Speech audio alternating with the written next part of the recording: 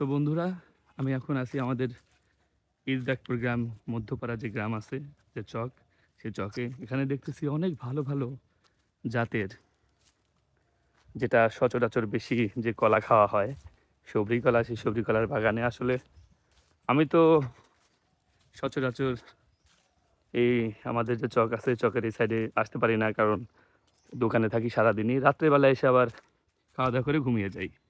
তো ভাবলাম যে না, একটু যাই, আজকে একটু গিয়ে একটু ভিডিও করি যে আসলে আমাদের এই ইসদাকপুর গ্রামে কি কি হয়। তো এখানে এসে দেখলাম এক এক জায়গায় এক এক রকমের ফসল ফলানো হয়, যেমন ঘাস গরুর জন্য।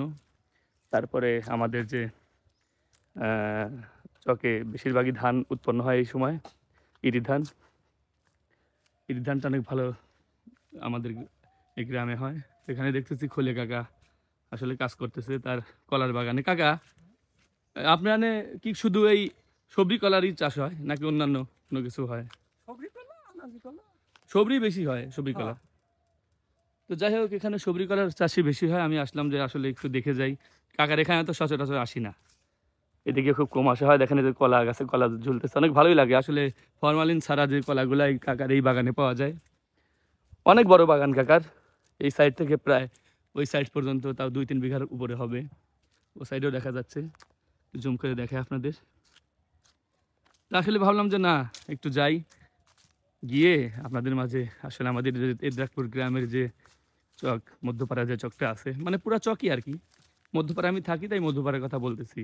তো এই সাইডে আসলাম স্টেশনের অপোজিটে। এখান থেকে স্টেশনের দেখেন লাইন দেখা যাচ্ছে। তো অনেক বড় এই বাগানটা কাকার, কলার বাগান। আসলে কলা থেকে তো অনেক আয়রন, ক্যালসিয়াম, পটাশিয়াম, এগুলো তো আমাদের শরীরের জন্য অনেক উপকারী। তো কাকার মাধ্যমে আমরা ফরমালিন ছাড়া যে কলাগুলো আছে, সেই কলাগুলো আমরা পেয়ে থাকি। উনি কিন্তু এগুলা খুব যত্ন সহকারে মেডিসিন ছাড়া মানুষকে দিয়ে থাকে। তো যাই হোক, আসলে এই জিনিসটা কাদের কাছে বিক্রি করে জানি না। তো আমরা যারা বাজার থেকে কলা খাই, তারা যদি ফরমালিন ছাড়া কলা খেতে চান, এই বাগানে আসতে পারেন। দেখেন অনেক সুন্দর আর কি কলার বাগানটা, অনেক পরিষ্কার পরিচ্ছন্ন, কোনো রকম কোনো আগাছা নাই। দেখেন আমি হাঁটতেছি। আর আমাদের এই ইসদাকপুর গ্রামে কিন্তু সচরাচর এই কলার বাগান শুধু এই একটাই আছে, এই সাইডে আর নাই।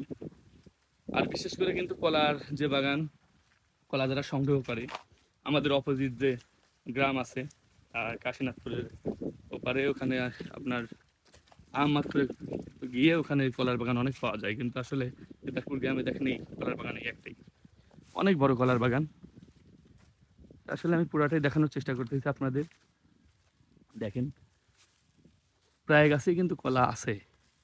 আবার এই যে এটা হচ্ছে আনাজি কলা, উনি যে বললো যে আনাজি কলা আমার এখানে পাওয়া যায়, এটা আনাজি কলার বাগান। দেখেন অনেক সুন্দর কলা ঝুলে আছে।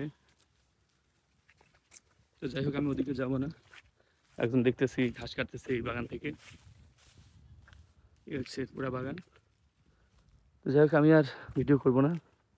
আসলে কে কি বলবে এটা একটা মাইন্ডের বিষয়, কারণ দেখতেছি ওই সাইডে এক মহিলা ভাবি হতে পারে।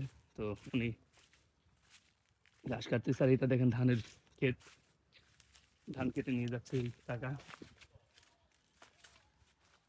তো যাই হোক, আমি এখানে এসে যা বুঝলাম, আমাদের এই ইসদাকপুর গ্রামে কিন্তু সব রকমের ফসলই আবাদ হয়। এখানে ঘাসের ক্ষেত দেখতেছি, ও সাইডে ঘাসের ক্ষেত দেখে আসলাম। তারপর সামনে দেখতেছি যে নতুন করে ফসল ফলানোর জন্য যে ভূমিতে চাষ দিয়েছে।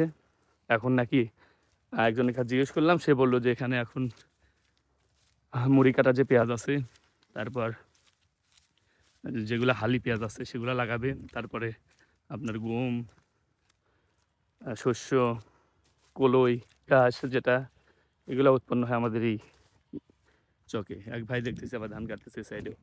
দেখেন বন্ধুরা, আসলে ভাল লাগে এই সবুজের সমারোহ যে ক্ষেতগুলা। আমি এখানে আসি না, তো অনেকদিন পর আসলাম জন্য অনেক ভালো লাগতেছে।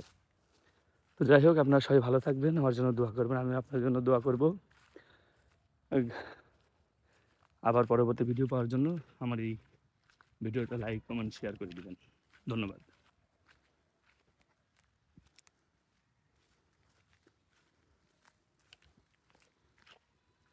এই হচ্ছে অবস্থা। এখানে এসে আমার অনেক স্মৃতি আছে ছোটবেলায়। এখানে এসে অনেক খেলাধুলা করেছি এই বাগানে। চম্পার পিঠা বলা হয়। এখন হয়তোবা এই পিঠাটা আমার এক ভাইয়ের, সে কিনেছে। এটা কিন্তু চম্পার পিঠা বলে নাকি নামে পরিচিত। দেখেন সবাই ধান কেটে ধান সেটা নিয়ে যাবে বাসায়। এবার পাকা ধান, যেটা ইরি ধান বলে, আমরা খেয়ে থাকি বেশি। এখন তো আর আমন ধান সচরাচর কেউ খায় না, খুব কম। আসলে মোটা চালের ভাত এখন আসলে আমরা খাওয়া ভুলে গেছি। আগে যখন আমাদের বাপদাদের কাছে শোনা, তা নাকি আহ, যে হচ্ছে আপনার জবের যে ভাত হয় বা অন্যান্য কি যেন শুনেছি, তা নাকি ওরকম ভাতও খেয়েছে। আর এখন আমরা ইরি ধানও, যেটা হচ্ছে আমরা কেটে কেটে যেটা একবারে সার্ট চিকন, সেটা আমরা খেয়ে থাকি। যাই হোক, অনেকভাবে আপনাদের ভিডিও দেখানোর চেষ্টা করেছি আমাদের চোখের। আপনারা সবাই ভালো থাকবেন। আসসালামু আলাইকুম।